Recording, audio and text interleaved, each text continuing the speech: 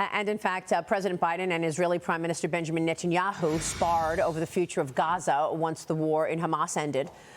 Yesterday, during a fundraiser, the president said that Israel is, quote, starting to lose that support by the indiscriminate bombing that takes place, said Joe Biden, and that we have to make sure that Bibi understands that he's got to make some moves. You cannot say no, Palestinian state.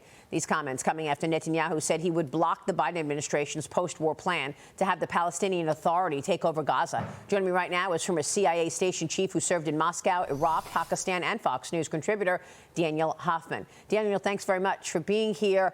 Was Hamas in charge of Gaza before they did an unprovoked attack on Israel? The Biden administration wants Hamas or the Palestinians to oversee Gaza again after this ends. Your thoughts? Yeah, I don't know that the Biden administration has said that Hamas should have anything to do with a post-conflict Gaza. What they have talked about is Palestinian self-rule, where perhaps the Palestinian Authority, currently operating, albeit very ineffectively, in the West Bank, might take some responsibility. The area of disagreement between the United States and Israel is that Prime Minister Netanyahu has said that post-conflict, the Israeli Defense Forces would be responsible for security, and there would be no Palestinian Authority or, of course, no Hamas responsibility for security in Gaza. And that's of concern because Palestinians right now suffering the humanitarian crisis they are want some sort of transparent government as well as freedom of economic opportunity. And we should want some of that, too, to prevent a regrowth of terrorist extremism in that enclave. Well, can we trust it? Can we trust the Palestinian Authority to lead, honestly, without Hamas interjecting and taking over? Right, and I think that's the key question. You know, when I was at the Doha Security Forum this past weekend, there was an overwhelming focus on the humanitarian crisis in Gaza, and it's there. Almost 2 million people displaced, risks of starvation and disease spreading. And there is justifiable concern about that, but very little discussion about Israel's right of self-defense and the need to eliminate the terrorists from that enclave, lest Israel be threatened in the future. I think that's why the United States needs to be more involved diplomatically. The president can criticize Netanyahu if he wishes, but we really need a diplomatic full-court press here where the United States exercises leadership on the world stage. Otherwise, we really risk being subjected to targeting from China and Russia, albeit as hypocritical as it is. And really, it hurts our soft power in the region and our standing and our influence worldwide. Lee, what does the polling say? Jump in here. So the polling says right now that there's a lot of support for. We're seeing increasing support again for Israel, but there's also a lot of conflict. You see a lot of young people who are saying they're pro-Palestinian. But my big question here is, how is it possible to say yes to Palestinian Authority, no to Hamas? How does that? I mean, how does that work? If you were to say, let's give it back to them after, how do you ensure that? Right. I think that's where Israeli Defense Forces, with great support from their intelligence security services, have got to go in and root out Hamas and target their leaders and eliminate Hamas's ability to function inside Gaza. Now, that's a huge challenge. Hamas earns millions of dollars from overseas investments. You've got to get to the terror financing here, too. As we all know from our own post-9/11 focus on counterterrorism, that you've got to be able to do that. So we've got to open up an opportunity for Palestinians from the Palestinian Authority to lead in Gaza. I don't think a long-term Israeli control over that enclave is going to be very, very reasonable and give us the kind of security down the road. Now, Israel is talking potentially about a DMZ, a buffer zone. That might be a good idea.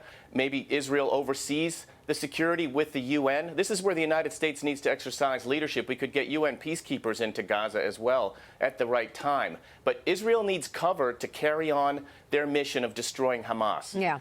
Diplomatic cover, and we're not doing it right now. Well, this is about trust. I mean, Palestinians were in charge of Gaza, and what happened? Hamas launched an unprovoked attack on Israel, and now Israel is trying to retaliate. You've got Iran's foreign minister reportedly warning that the war in Gaza could lead to a, quote, big explosion explosion of conflicts in the Middle East, with Lebanon and Yemen already, quote, involved and more countries looking to join. The USS Mason, meanwhile, shooting down another drone shot by Iranian-backed Houthi rebels earlier this morning. The Pentagon responding to another Houthi attack on a Norwegian ship in the Red Sea earlier this week. Watch this. The actions that we've seen from these Houthi forces are destabilizing, they're dangerous, and clearly a flagrant violation of international law. And so this is an international problem that requires an international solution. We do continue to consult closely with our international allies and partners on implementing a maritime task force. I mean, Dan, this is about trust. How will Israel trust that, in fact, the Palestinians will be running Gaza after what just took place? You were just at the Doha Forum. You just said that. Iran's foreign minister made those remarks. What did you learn there? And what about this trust factor? Right. Well, the Iranian foreign minister also spoke at the Doha Forum, wildly hypocritical comments there. Look, Iran is bringing the full force of its proxy terrorists to bear in the fight. They don't want a direct confrontation with Israel or the United States, but they do want to dial up the pressure, both in Iraq and Syria, as well as Yemen. Yemen's a long ways from Israel. Netanyahu has said that he would strike Yemeni Houthi terrorists if he needed to. Remember, the Biden administration took them off the terrorist list. We probably should put them back on. But that represents a threat to us. And Iran wants to make it appear in the information war that is going on concurrently with this kinetic war in Gaza, that the United States is aligned with Israel, that is engaged in war in the Middle East. Iran's overriding goal, and it's China's and Russia's as well, is to diminish U.S. global influence and to make it appear as if we are a feckless ally to our partners like Israel and Ukraine, for that matter. So that we don't have the capability to build the alliances we need to counter Russian and Chinese aggression. That's really the key, and we're not succeeding at that right now. Well, President Biden announced an additional $200 million Ukraine aid package in the middle of all of this. He had the president of Ukraine at the White House yesterday. The two leaders still pushing for Congress to pass even more funding. If we were to see more money go to Ukraine, with the Republicans actually getting some progress on the border, what do you think that should look like? Well, I think we've got to continue to support Ukraine. I'd like to see a strategy from the Biden administration. Take a page out of President Clinton's book. You know, have an end game for how long we're going to be in a conflict, and then an end game for how we're going to get out of it. The idea that we would support Ukraine for as long as it takes, I think we have never given Ukraine enough to win the war, only enough to survive. And the Biden administration needs to negotiate a deal with the Republicans. Look, that's what it's all about on Capitol Hill, is finding some common ground where Republicans are able to win some, and Democrats as well. But if we don't do that, frankly, it's an early Christmas present for the KGB guy in the Kremlin, Vladimir Putin, who wants nothing more than to show that the United States will not stand by our allies, that we'll cut and run like we did in Afghanistan, that we left the Middle East to its own devices as well. Yeah. And allowing Russia to continue its aggression and be a threat to Europe is not in our national security interests. Yeah, and there's also communist China in the backdrop here, right? I mean, you mentioned the propaganda war. China is leading the propaganda war against America and following our political debates and piling on. Should there be a response to that from the U.S. to China? There should be a diplomatic response. China should have nothing whatsoever to say about Gaza while they're committing genocide of their own against Uyghur Muslims. And I wish we'd heard something about that at the Doha Security Forum, frankly. But we need to counter China with our own full court press diplomatically. And look, China's an aggressor in militarizing the South China Sea. They're practically at war with the Philippines and threatening Taiwan.